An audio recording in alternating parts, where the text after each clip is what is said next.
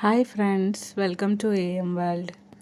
இன்றைக்கி sweet potato இல்லைன்னா சர்க்கரை வள்ளிக்கிழங்குல ஒரு டிக்கி மாதிரி எப்படி பண்ணலாம் அப்படிங்கிறது தான் பார்க்க போகிறோம். இது வந்து எங்கள் ஊரில் சீனி கிழங்கு அப்படின்னு சொல்லுவாங்க. இந்த கிழங்கை வேக வச்சு எங்கள் வீட்டில் பிள்ளைங்களுக்கு கொடுக்குறதுங்கிறது பெரிய போராட்டம் பண்ணி தான் கொடுக்க வேண்டியிருக்கும். அதனால் நான் இந்த மாதிரி ட்ரை பண்ணி கொடுத்தேன், நல்ல ரிசல்ட்டு.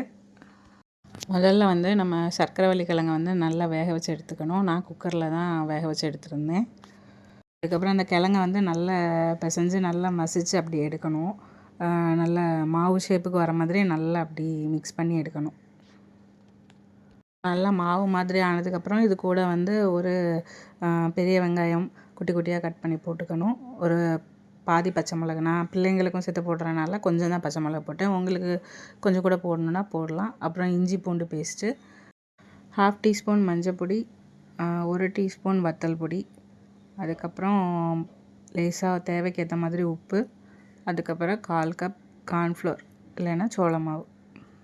நான் வந்து இதெல்லாம் பிள்ளைங்களுக்காக எடுக்கிறனால, 2வது கிழங்கும் கொஞ்சம் கம்மியாக இருக்கிறனால நான் வந்து எல்லாமே கொஞ்சம் அளவில் தான் போட்டிருக்கேன். நீங்கள் கிழங்கு கொஞ்சம் கூடுதலாக எடுத்துருக்கீங்க, பெரிய ஆட்கள் எல்லாருமே சாப்பிட்ற மாதிரி இருந்தால் இதை விட கொஞ்சம் உங்கள் தேவைக்கு ஏற்ற மாதிரி அந்த பொடியோட அளவெல்லாம் கொஞ்சம் கூடுதலாக போட்டுக்கலாம். அதுக்கப்புறம் தண்ணி ஒன்றுமே ஊற்ற வேண்டாம். அப்படியே அந்த மாவோட சேர்த்து இதை நல்லா பிசைஞ்சு எடுத்துட்டால் போதும். எல்லாம் சேர்த்து நமக்கு வந்து அந்த டிக்கி பண்ணுறதுக்கு ஏற்ற மாதிரி ஒரு மாவு ஷேப்பில் நமக்கு வந்து கிடைக்கும்.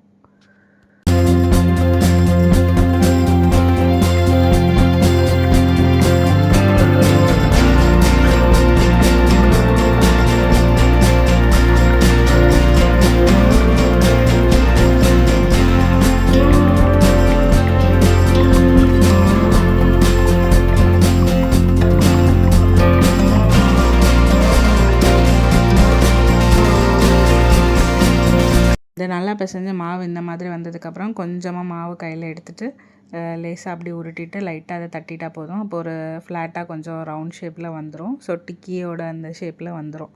இதே மாதிரி நம்ம பண்ணி வச்சுருக்க அந்த மாவு ஃபுல்லாக இந்த ஷேப்பில் உருட்டி நம்ம எடுத்துக்கணும்.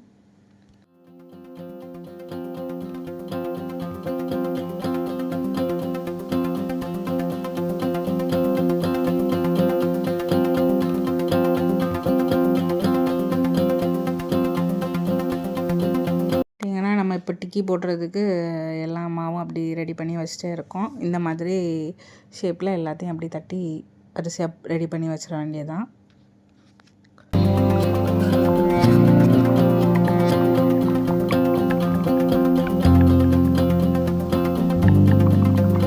இதை வந்து ஷாலோ ஃப்ரை தான் பண்ணணும். ரொம்ப டீப்பாக எண்ணெயில் போட்டு பொரிச்சு எடுக்கக்கூடாது. அதனால் நான் தோசைக்கல்ல எண்ணெய் ஊற்றி அதிலே வந்து இந்த டிக்கியெல்லாம் போட்டு ஃப்ரை பண்ணி எடுத்துட்டேன்.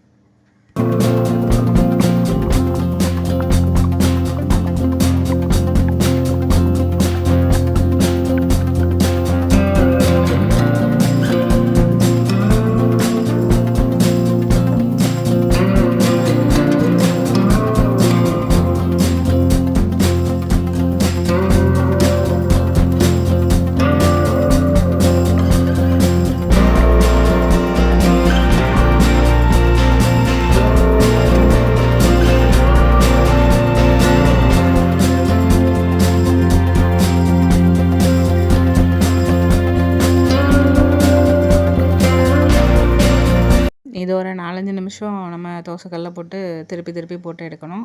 ரொம்ப ஹை ஃப்ளேமில் வச்சாலும் கரிஞ்சிரும். அதனால் கொஞ்சம் மீடியமாக வச்சுட்டு அது வேகிறத கனெக்ட் பண்ணி நம்ம திருப்பி போட்டு எடுத்துக்க வேண்டியதான். இது ஃப்ரையிங் பேனில் கூட லேசாக ஆயில் ஊற்றி ஷாலோ ஃப்ரை பண்ணி எடுத்துக்கலாம். அதில் கூட நம்ம டிக்கி ரெடி பண்ணி எடுத்துடலாம். நம்மளுடைய ஸ்வீட் பொட்டேட்டோ டிக்கி இல்லைன்னா சர்க்கரை வள்ளிக்கிழங்கு டிக்கி வந்து ரெடி ஆயிடுச்சு. செம்ம டேஸ்ட்டாக இருந்து பிளேட்டில் வச்சது தான் உண்டு, கடன்னு காலி ஆயிடுச்சு. எப்படி போச்சுன்னே தெரியல. நல்லா டேஸ்ட்டாக இருந்தது. ஆனால் எனக்கு வந்து கொஞ்சம் ஆயிலியாக இருந்தது. அதை வந்து அதுக்கப்புறமா ஒரு பிளேட்டில் மாற்றி வச்சு கொஞ்சம் சூடு போனதுக்கப்புறம் லேசாக டிஷ்யூ பேப்பர் வச்சு டேப் பண்ணி எடுத்து வேறு பிளேட்டில் மாற்றிட்டேன். அப்புறம் ஆயில் இல்லை. ஆனால் டேஸ்ட் வந்து அல்டிமேட்டாக இருந்தது. செம்ம டேஸ்ட்டாக இருந்தது.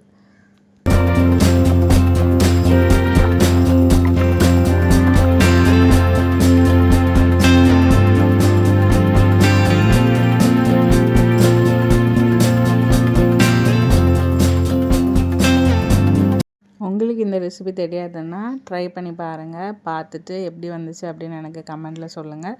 மறுபடியும் நெக்ஸ்ட் வீடியோவில் பார்க்கலாம். பாய்.